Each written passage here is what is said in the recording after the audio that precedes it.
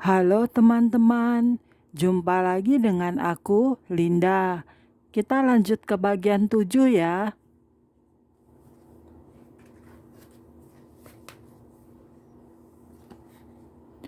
Oke, mari kita mulai.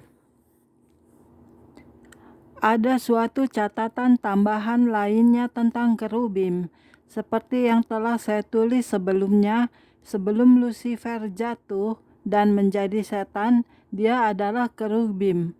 Dalam Yehezkiel 28, mungkin yang dimaksud oleh nabi ini adalah iblis, ketika dia berkata bahwa dia adalah kerub yang diurapi yang berjaga-jaga dan yang berada di gunung kudus Allah. Karena dosa Lucifer, Allah berkata, "Aku binasakan, oh kerub penjaga, dari tengah batu-batu yang bercahaya." Nyaris tak terbayangkan ketika kita memikirkan betapa dalamnya setan jatuh, ketika dia menyerah pada egonya, memberontak terhadap Allah, dan diusir dari surga. Kedudukannya merosot dari kerubim yang diurapi menjadi naga si ular tua itu, yang akan dilemparkan ke dalam lautan api dan belerang. Benar-benar kejatuhan yang tragis. Ini adalah hal mengerikan yang mengingatkan kita akan akibat dosa, dan bahkan kerub pun dapat memiliki akhir riwayat yang seperti itu. Tetapi itu juga merupakan hal yang mengingatkan kita akan pengorbanan besar Yesus untuk mengembalikan kita kepada hadirat Allah, seolah kita tidak pernah berdosa, seperti yang tertulis dalam Ibrani 2 ayat 16. Sebab sesungguhnya bukan malaikat-malaikat yang ia tolong, tetapi keturunan Abraham yang ia tolong. Serafim atau seraf disebut secara langsung hanya dalam satu bagian dalam Alkitab. Dengan jelas Yesaya menggambarkan tentang makhluk-makhluk surgawi itu. Dalam tahun matinya Raja Uzia, aku melihat Tuhan duduk di atas tahta yang tinggi dan menjulang, dan ujung jubahnya memenuhi bait suci. Para serafim berdiri di sebelah atasnya, masing-masing mempunyai 6 sayap. 2 sayap dipakai untuk menutupi muka mereka, 2 sayap dipakai untuk menutupi kaki mereka, dan 2 sayap dipakai untuk melayang-layang. Dan mereka berseru seorang kepada seorang, katanya, "Kudus, kudus, kuduslah Tuhan semesta alam, seluruh bumi penuh kemuliaannya." Maka bergoyanglah alas ambang pintu disebabkan suara orang yang berseru itu, dan rumah itu pun penuhlah dengan asap. Yesaya 6 ayat 1-4. Malaikat-malaikat yang tertulis dalam Wahyu 4 ayat 8 yang mengelilingi tahta Allah dan berseru-seru tanpa henti, "Kudus, kudus, kuduslah Tuhan, Allah yang semesta, Allah yang maha kuasa, yang sudah ada dan yang akan ada dan yang akan datang." Mungkin serafim atau kerubim, karena yang tertulis dalam ayat itu tampaknya cocok dengan ciri-ciri kedua jenis malaikat itu. Jika dibandingkan dengan malaikat-malaikat lainnya, serafim lebih dekat kepada pencipta mereka. Mereka melayang-layang di atas tahta Allah. Makhluk-makhluk yang berada di sekitar tahta Allah ini sepertinya berdiam di tengah-tengah kekudusannya. Pemandangan tentang Allah yang duduk di tahtanya dengan serafim yang melayang-layang di atasnya memenuhi Yesaya dengan kesadaran akan dosa dan ketidaklayakannya sendiri. Dan salah satu seraf itu dikirim oleh Allah untuk menyentuh mulut Yesaya dengan bara yang menyucikan dari altar surga. Serafim memiliki 6 sayap, 2 pasang untuk menutupi wajah dan kaki mereka di hadapan cahaya kemuliaan Allah, sementara 1 pasang lainnya digunakan untuk terbang. Dalam bahasa Ibrani, kata serafim berarti membara atau menyala-nyala. Dalam beberapa penglihatan dan pewahyuan yang saya terima, ketika saya melihat malaikat sebagai roh, bukan dalam bentuk manusia, mereka selalu terlihat seperti api di mata saya. Saya mempercayai hal ini karena para malaikat, khususnya serafim, berdiri di hadapan Dia yang tentangnya ayat ini ditulis, sebab Allah kita adalah api yang menghanguskan. Dalam salah satu penglihatannya, Daniel berkata, kursinya dari nyala api, dengan roda-rodanya dari api yang berkobar-kobar. Suatu sungai api timbul dan mengalir dari hadapannya. Musa melaporkan bahwa kemuliaan Tuhan tampak sebagai api yang menghanguskan. Dalam Mazmur 104 ayat 4 tertulis bahwa Allah menjadikan roh-roh sebagai para malaikatnya, api yang menyala sebagai pelayan-pelayannya. Serafim adalah makhluk-makhluk cerdas yang memberikan penghormatan bagi Yang Maha Kudus dari Israel. Mereka memiliki kasih yang berkobar-kobar terhadap Allah. Kesetiaan mereka seharusnya memberi inspirasi kepada kita untuk memiliki kasih yang mendalam bagi Allah. Malaikat Tuhan. Di sini saya akan membicarakan secara singkat tentang istilah malaikat Tuhan yang sering muncul dalam Alkitab. Pada waktu-waktu yang berbeda, istilah ini mungkin mengacu pada salah satu malaikat Allah, pada Allah sendiri, atau pada Tuhan Yesus Kristus dalam apa yang sering disebut sebagai penampilan prainkarnasinya. Yang manapun yang dimaksud, jika ada acuan semacam itu di dalam Alkitab, jelas bahwa malaikat yang dimaksud itu layak mendapatkan perhatian dan respek kita. Diutus untuk melayani.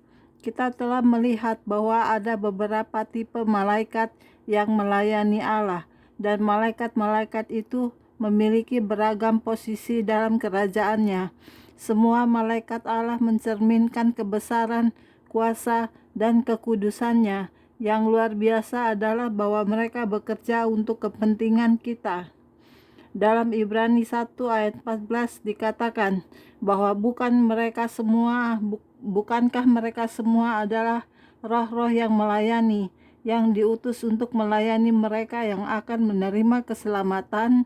Dalam bab berikutnya kita akan melihat beberapa peran khusus yang dilakoni oleh para malaikat Allah.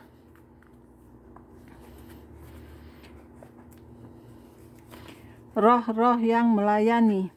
Menurut Alkitab, para malaikat memiliki batas-batas otoritas dan kewajiban tertentu untuk dilakukan di surga dan di alam semesta secara umum. Bumi ini bukan habitat asli mereka, jadi mereka hanya melakukan operasi aktif di sini. Ketika melakukan perintah Allah, para malaikat melakukan perjalanan pulang pergi antara surga dan bumi. Yakub melihat sebuah anak tangga yang membentang dari surga ke bumi, di mana malaikat-malaikat turun naik di tangga itu.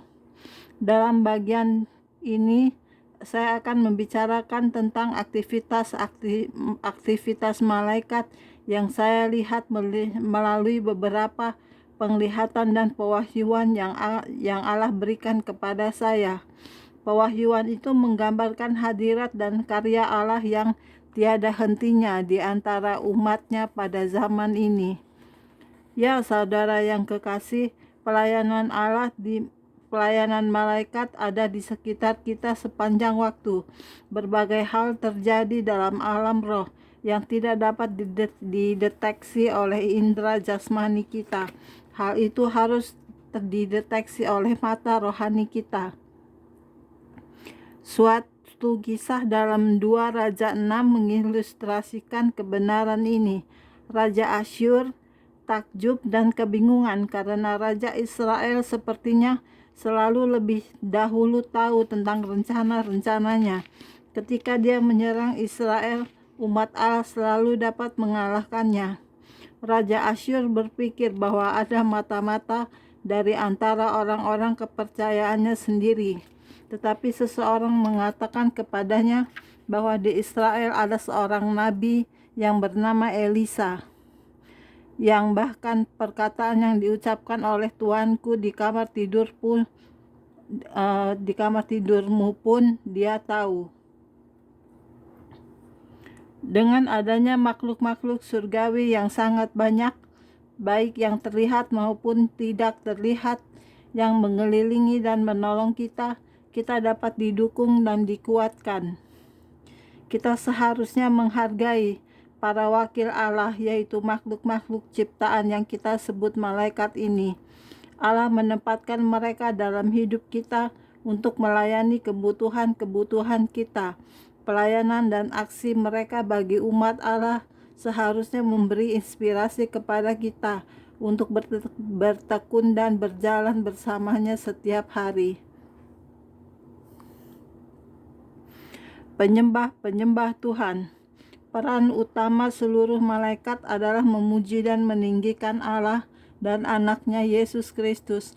Hal ini karena yang menciptakan segala sesuatunya, malaikat, manusia, bahkan alam adalah Allah, dengan tujuan untuk memuliakan Dia. Ketika saya mendapatkan suatu pewahyuan tentang surga, hadirat Allah terasa begitu luar biasa. Tidak peduli aktivitas apapun yang dilakukan oleh berbagai jenis malaikat itu, mereka menyanyi dan memuji Allah. Para malaikat yang tampaknya ada jutaan itu tak henti-hentinya menyembah Dia. Pada saat-saat tertentu ada jeda, saat-saat hening, saat-saat perenungan. Atmosfer di sekeliling tahta Allah selalu penuh dengan kemuliaan, hormat, dan kata amin. Penulis Ibrani mengatakan, kamu sudah datang ke Bukit Sion, ke kota Allah yang hidup, Yerusalem surgawi, dan kepada beribu-ribu malaikat, suatu kumpulan yang penuh sukacita. 4 makhluk hidup di tahta Allah, mungkin serafim atau kerubim, siang dan malam tidak henti-hentinya berseru, Kudus, kudus, kuduslah Tuhan, Allah yang Maha Kuasa, yang sudah ada, yang ada, dan yang akan datang. Bagi para malaikat, ada alasan yang tak terhingga banyaknya untuk memuji dan menyembah Allah.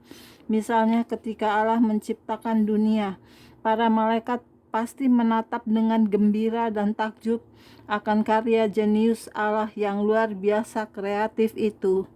Ayub 38 menyampaikan tentang suatu peristiwa penting bahwa bintang-bintang fajar bersorak-sorak bersama-sama dan semua malaikat bersorak-sorai dengan penuh sukacita.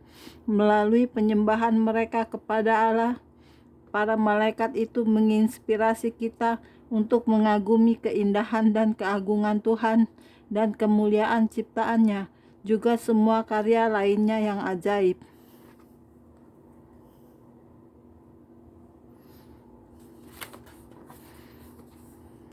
Para pelayan umat Tuhan.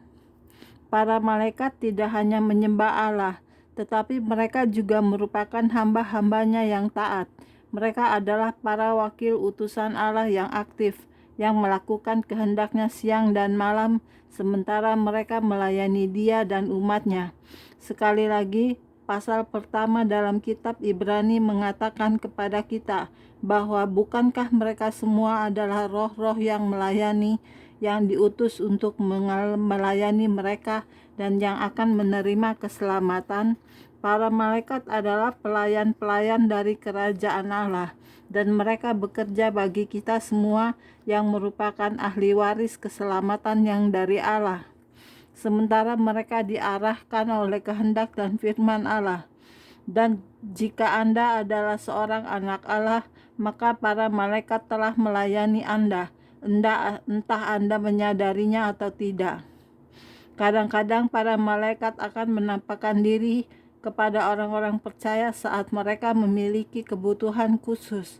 Kehadiran mereka yang melindungi kita menunjukkan kepada kita bahwa Allah sangat peduli pada kita. Berikut ini adalah beberapa cara di mana para malaikat melayani orang-orang percaya. Membawa pesan dari Tuhan. Pertama, para malaikat adalah kurir-kurir Allah yang membawakan pesan istimewa bagi umatnya. Mari kita lihat beberapa contoh dalam Alkitab tentang hal ini. Dalam kitab Kejadian 18 ayat 9-14, malaikat Allah hadir untuk memberitakan kepada Abraham bahwa istrinya, seorang wanita yang sudah lanjut usia dan mandul, akan hamil dan melahirkan seorang anak. Malaikat itu, Tuhan itu juga meneguhkan Abraham bahwa melalui keturunannya semua bangsa di muka bumi ini akan diberkati. Sesosok malaikat Tuhan menampakkan diri kepada Gideon dan mengatakan padanya bahwa dia akan menyelamatkan bangsa Israel dari tangan orang Midian. Seperti yang telah kita lihat sebelumnya, malaikat Gabriel memberitakan kepada Zakaria dan istrinya Elisabet akan melahirkan Yohanes Pembaptis pada usia lanjutnya. Gabriel juga memberitakan kepada Maria bahwa dia akan mengandung seorang anak dengan kuasa Roh Kudus yang akan menjadi Mesias.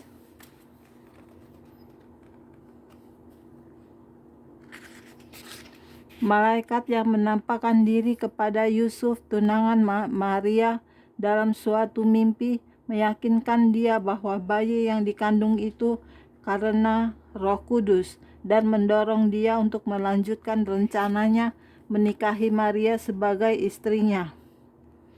Pada malam kelahiran Sang Juru Selamat yang kudus itu, sesosok malaikat menampakkan diri kepada para gembala di padang yang tidak jauh dari situ, melingkupi mereka dengan cahaya kemuliaan Tuhan, dan berkata, "Sesungguhnya aku memberitakan kepadamu kesukaan besar."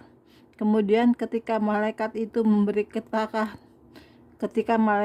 memberitakan kelahiran Yesus, tiba-tiba tampaklah bersama-sama dengan malaikat itu sejumlah besar bala tentara surga yang memuji Allah. Katanya, "Kemuliaan bagi Allah di tempat yang maha tinggi, dan damai sejahtera di bumi di antara manusia yang berkenan kepadanya." Sesosok malaikat mendatangi Kornelius dalam suatu penglihatan dan mengatakan kepadanya untuk menjemput Petrus, sehingga Petrus dapat memberitakan Injil kepadanya. Filipus diberi petunjuk oleh seorang malaikat untuk pergi ke Gaza dengan tujuan untuk menemui seorang sida-sida dari Ethiopia dan menjelaskan kepadanya tentang berita keselamatan melalui Kristus.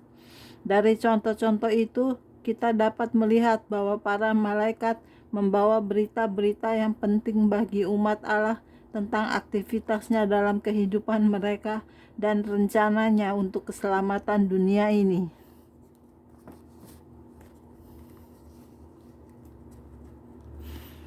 Menyampaikan firman Allah.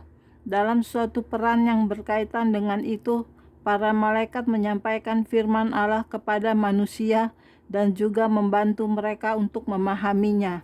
Sebagai contoh, para malaikat disertakan ketika Allah memberikan 10 perintah Allah dan hukum yang suci di Gunung Sinai. Pada pembelaannya di hadapan mahkamah Sanhedrin dalam Kisah Rasul 7, Stefanus mengatakan bahwa Israel telah menerima hukum Taurat yang disampaikan oleh malaikat-malaikat. New International Version menuliskan demikian, diberikan melalui malaikat-malaikat. Paulus menyampaikan kembali tentang kebenaran itu ketika dia menulis, "Kalau demikian, apakah maksudnya hukum Taurat? Ia ditambahkan oleh karena pelanggaran-pelanggaran sampai datang keturunan yang dimaksud oleh janji itu, dan ia disampaikan dengan perantaraan malaikat-malaikat ke dalam tangan seorang pengantara." Kata-kata dan tindakan para malaikat selalu selaras dengan Alkitab. Malaikat dalam Daniel 10 menggambarkan kebenaran firman Tuhan. Dia berkata kepada Daniel, "Namun demikian, aku akan memberitahu kepadamu apa yang tercantum dalam kitab kebenaran." Paulus mengatakan kepada kita, tetapi sekalipun seorang malaikat dari surga yang memberitakan kepada kamu suatu Injil yang berbeda dengan Injil yang telah kami beritakan kepadamu, terkutuklah dia. Dia tahu bahwa jika seorang malaikat mulai mengatakan hal-hal yang berlawanan dengan firman Tuhan kepada Anda, dia bukan malaikat yang kudus dari Allah, melainkan roh jahat yang menyamar sebagai malaikat. Ingatlah bahwa pencobaan terhadap Yesus, setan mengutip firman Tuhan dengan tidak pada tempatnya, dan dia masih berpura-pura sebagai malaikat terang untuk memperdaya manusia. Ketika Allah menunjukkan kepada saya tentang malaikat-malaikatnya yang sedang beraksi, dia selalu menunjukkan ayat-ayat Alkitab yang meneguhkan apa yang baru saja saya lihat.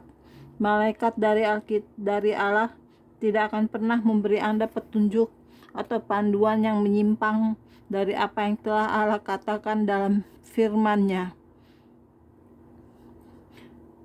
Dalam bab selanjutnya, saya akan membicarakan lebih lanjut lagi tentang peran malaikat dan firman Allah.